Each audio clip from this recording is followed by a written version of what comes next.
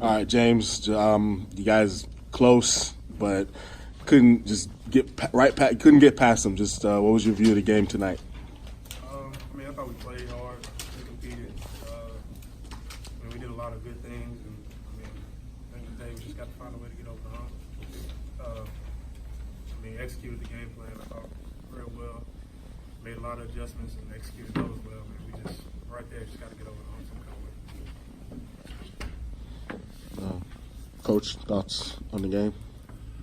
Hard one, the last two have been tough. I think we obviously are doing a lot of really good things.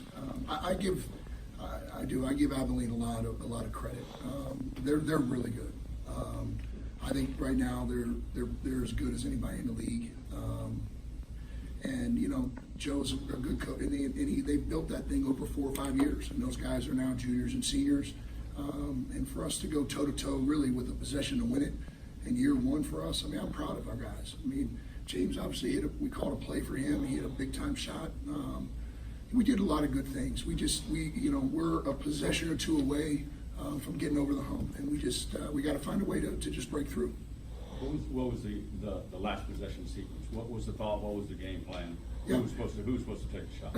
Well, what we're doing with the 6 seconds is we put James in a corner, we put Trey Touchette in a corner, we get our point guard, with the ball screen at the top around half court, and it's like I reminded Kay there. I said, you got 5 dribbles. You got 6 seconds, you got 5 dribbles, and we're down 1. I said, so if they leave Harvey or leave Trey, spray it to him, and they'll knock it down. If not, take it to the rim. He just lost the ball. Does it work almost against you there where they missed the shot? I'm sorry? In that situation, because it's a 1-point game, does it kind of work against you that they missed the free throw? Yeah, maybe. To do it over again, I thought our plan was right. We just lost the ball. We just had an unforced, untimely turnover. I'm proud of. I know it doesn't, but I understand where we're headed. I understand all that we've come through.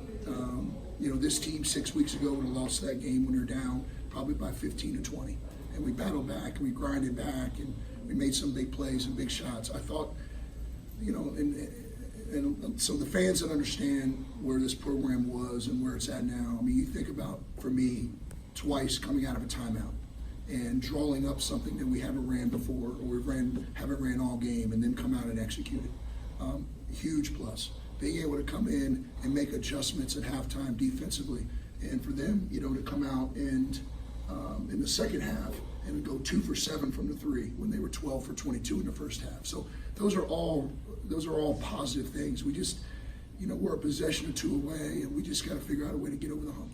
I'm not trying to egg you on about the refs, but Kennedy is having that long stretch on the bench with the 4 fouls. He comes back in, gets a bucket, and then quickly with another call on it. The question is how the referees call it. Did you see a lot of web and flow in regards to are they calling it tight? Are they not calling it tight? And do you game plan against it? You tell the guys, look, they're calling it close? It's frustrating. I've been a little frustrated a little bit the first couple games, but tonight I was really frustrated with what I thought. I'll just leave it at that. I don't make enough money to get fined, but it's part of the game, and our guys have to make some adjustments. Sham has to make some adjustments, but it definitely hurt us not having Sham. You think about. He sat on the bench for 8 or 9 minutes, and we went right to him when he got back on there, and he scored a left-hand hook. He's a talented kid, and we need him on the floor. And unfortunately, we just didn't have him. But I thought Malik played better tonight. We just got to be able to finish. We're a possession or 2 away. Not to continue egging you on about it, but it seemed like the referees called a different game in the second half. Did you see that? It's, I think that... is that the frustration that all of a sudden it kind of changed? Yeah, I don't really, to be honest with you, I don't know how to answer it. I just, our guys have to make some adjustments to how the game is called at times. And, our guys, I think, need to do a better job of communicating and with the officials and things. But you know, the officials didn't lose our game. You know, just we were a possession or two away. You know, from just getting over the hump. And you know, I mean, it's like I told our guys before. You know, we started practice on Monday. I said, you know, we're a possession or two away. Actually, 3 or 4 free throws away from being 2-0, and we're probably about 7 possessions away, you know, from being 9-6. And it's the same thing. I mean, we're not far away, and I think that we've had a lot of growth. We just got to get over the hump. It's a question for both of you. This game was your best by far from a turnover perspective. I guess just from your perspective, James, what was it like on the court that allowed you to not turn it over? And then, Coach, what was your perspective from the sideline? I mean, it's just been something that's been stressed over the past couple weeks that, you know, we just can't turn the ball over, you know, because it's been losing the games in our eyes. And like you said, we're a couple possessions away, and when we turn the ball over, we don't get those possessions. We give them to the other team. So it's just been stressed over and over in practice and film, individually as a team. And tonight, I think we just came out and just did a better job of handling that pressure and not turning the ball over. Yeah, I mean, we've emphasized it and taught it all year. I think tonight it was the lowest number for us, which was good. And then we had a chance to, because of that, we had a chance to beat, you know, probably the best team in this league right now. So I mean, we did a lot of good things. We're getting, you know, and we're, like I said, we're a possession or two away. And right now, we just got to figure out a way to break through. You know, we just got to get that one offensive rebound or defensive rebound. We got to have that one less turnover. You know, make that one more free throw, finish that one more layup. You know, it's nothing that, you know, we have to reinvent the wheel. We just have to, you know, make those plays. Coach, you talk about the one possession that. What was your philosophy on when Kevin went to the basket with about 8 seconds left, your last basket? You're down 3. Were you thinking 2 all along, or was it a combination if he gets stopped, he did it? To be honest with you, it was the same play that we ran at the end. You know, I told him the same thing. I said, you know, if they leave James in the corner, to knock it down. If not, take it to the rim and we'll play another possession out. And he did. And that was, so, I mean, the possession before, it worked. In the last possession, I mean, you know, he didn't mean to. He just lost the ball. What is your philosophy on the kind of the time frame of when you have to take the 3? You know, it's like when James hit the 3, we were down 4. We were up 4, or excuse me, down 4.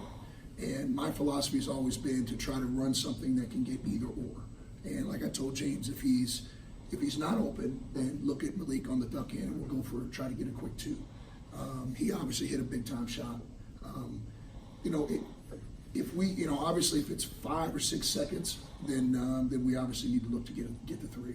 But if there's anything more than that, we'll try to play it out because every second is about a dribble, and we have guys that can get the length of the floor in 3 or 4 seconds. James, I know what coaches say to players is different than what players say when they're, you know, when you're in the locker room by yourself. You as one of the senior leaders on the team, what do you say to the team when you guys are just kind of with each other to kind of keep you guys up and going and, you know, motivated to keep going for the rest of the season? I mean, the morale in the locker room is, you know, everybody's pretty much the same right now. We're all just ready to get a win. I mean, I don't think we're too down after this loss. I think we're all, we know where we are. We know where we stand. We know that we're right there. And I think we're all just ready to come out Saturday and you know, give our best effort and get a win. Heard the opposing coach after the game saying it was to his radio crew, it was fortunate to get a win, and it was going to be that way in this league. It was going to be, the word he used was extremely difficult, either home or away. Is this a template of how this league is going to play? I think so. I mean, I think this league is completely wide open. You know, I think it could be you know, like New Orleans did a few years ago, a 13-5 champion. You know, I think people are going to beat each other up all year. I mean, I think that, you know, the league has really come closer. I think you know, the bottom of our league has gotten better, and I think every night, you know, it's going to be a war, and it's going to come down. So I tell guys all the time, you know, league play where I've been, it always comes down to 1 or 2 possessions. You know, and it's not always the last possession. That's what everyone talks about. But it's the free throw, the 3-on-1 or 3-on-2 break that we don't capitalize on, all those things. But I'm proud of our guys. I mean, that's a good team. I'm telling you right now, I've been doing this a long time. Abilene's a really good team. They went to Pacific and beat Pacific at Pacific. I played Pacific twice last year in the WCC. I know how good they are. That's a really, really good basketball team over there. And Joe has built this over a course of 4 or 5 years. He's brought, young kids in. He's had a couple freshman of the years in a row. They've always kind of been right there, and those guys are right now. They're good. And you can tell they're poised. They understand what to run. They don't beat themselves. And I told Joe before the game, I'm really, really impressed with them. They're very good. How important from a calendar standpoint? I don't know the time frame. You have, I believe, three home games coming up in a week and a half or something like that. For this team and the maturation process of this team, is that a critical point when you can be at home and not have home away Sure. home, and have 3 in a row and really try to get the momentum? Oh, I think so. I think every game is obviously really important, but when you look at home games in league, they become really critical. And we got a stretch coming up after New Orleans where we play at home, which is nice, especially with our students going to be back in.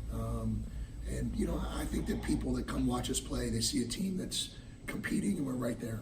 And I'm so appreciative of this community and the fans to come out. We're going to get there, and we made a big step. I'm telling you, Abilene is a really good basketball team, and we were a possession away from beating them. What number 5, Rick's first half? He had like 5 threes, I think. Just what did you guys do in the second half to limit his production? Really just talked about when we were in zone, what we were going to do to kind of hold him accountable in the zone. And then obviously man-to-man, I thought TT and James did a really good job of chasing him off every screen. He's a heck of a player. I mean, he's a lot like James. Those guys are really similar. And once they see one go through the net, they can run all 3 or 4 in a row. And I thought they did a really good job of overloading our zone and putting us in some compromising situations in the first half. And I thought our second half we did some really good adjustments to that. And again, for the average fan, that's a lot of growth for our team. James can tell you, first part of the year we were trying to make adjustments and we couldn't make it. We just couldn't understand it, and but now to come out and make those adjustments at halftime, really proud of our guys. James, might be a little bit of a kind of a reflective question, but when you see this team, do you kind of realize that you might be kind of the start of what it may not fulfill itself this year, but you're going to be a part of the start, but you won't be on the court to see like the next few years when the program is built. Have you thought of it? Have you thought of it yet, or what? Not really. Kind of. It's really just worried about this season and just this is my senior year and just worrying about winning this year. I know Coach is going to be here the next couple of years, and I know him. I know what he's going to do, but really just worried about my senior year and just winning this year. That's it. All right.